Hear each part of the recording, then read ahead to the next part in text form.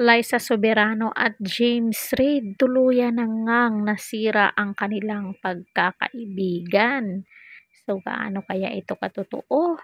At Jadine muling magbabalik. Hindi na nga in good terms sina James Reid at Liza Soberano, tuluyan na nga bang nasira ang pagkakaibigan ng dalawa.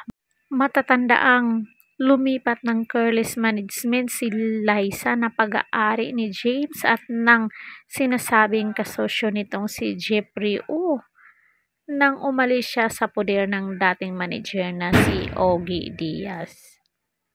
Ito ang report ng Showbiz Update vlog nila ni Ogie Diaz. Ang balita nga ay parang hindi na magkaibigan itong sina James Reid at Liza Soberano dahil pag-unfollow ni Liza sa Careless. So gaano kaya ito katotoo? Ang ibig sabihin yan, siguro ayaw na munang makipag-communicate si Liza sa Careless na pag-aari ni James Reid. At ang balita, si Liza ay nandoon at naniniwala kay Jeffrey O na ngayon yata ay nasa US of America. Tanong naman ng kasama ni Ogie na si Mamaloy, so hindi na magpartner sa business itong si Jeffrey O at saka si James Reid. Yun ang nakarating din sa atin, say ni Ogie. Matatanda ang pelikula ni James Reid noon kay Jeffrey O ay CEO ng Careless Management at siya naman ang presidente. Sa sinasabing hindi na partner sina Jeffrey at James sa Careless, may kinalaman kaya ito nung arestuhin ang una ng mga tauhan ng Bureau of Immigration noong July 2023 dahil wala itong work permit o walang dokumento para makapag-operate ng negosyo sa Pilipinas. Isang linggong nakulong si Jeffrey O sa BIR facility sa Bikutan, Taguig hanggang sa nakalaya matapos magbayad ng piyansa. Going back to Liza, binanggit naman ng nagngangalang Tita Jigs na kaya mas kumampi ang aktres kay Jeffrey O ay sa dahilang magjowa sila. Wow, gaano kaya ito katotoo?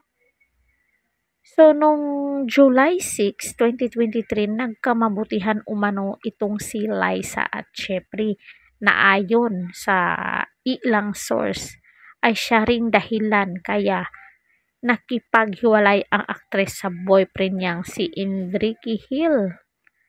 Natawa naman si Ogie sa hirit ni Tita Jigs habang inaasar siya ni Mamaloy na, oh, hindi ko alam kasi yung din ang balita ko. Kasi wala namang problema kung pareho naman silang single, sagot ni Ogie. Balik tanong ni Mamaloy, papaano na ang Les Queen fans?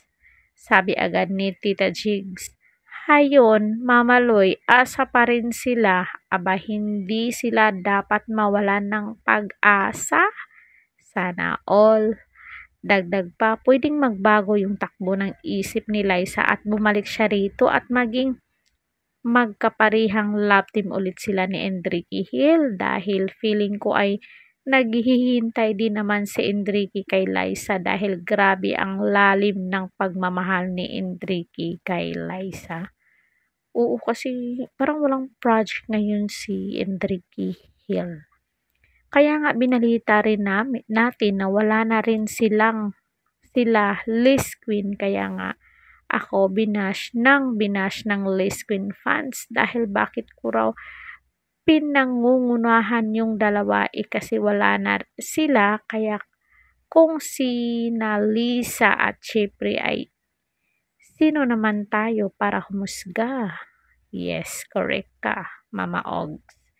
Hirit ni Tita Jigs, ang galang na itawid mo rin balita tungkol kina Jeffrey at Liza. Ikwininto rin ni Ogie na magbabalik na si James Reid sa kanyang acting career soon at baka itambal siya kay Nadine Illustri dahil marami pa rin silang followers kahit hiwalay na. So, sana magkaroon sila ng project. Anong say nyo dito mga marites? Comment down kayo dyan na sana ay magbalik tambalan itong Jadine. So, yun lang guys ang video natin for today. Don't forget to like, share, and subscribe Caridad Official TV para updated kayo lagi. Thank you so much.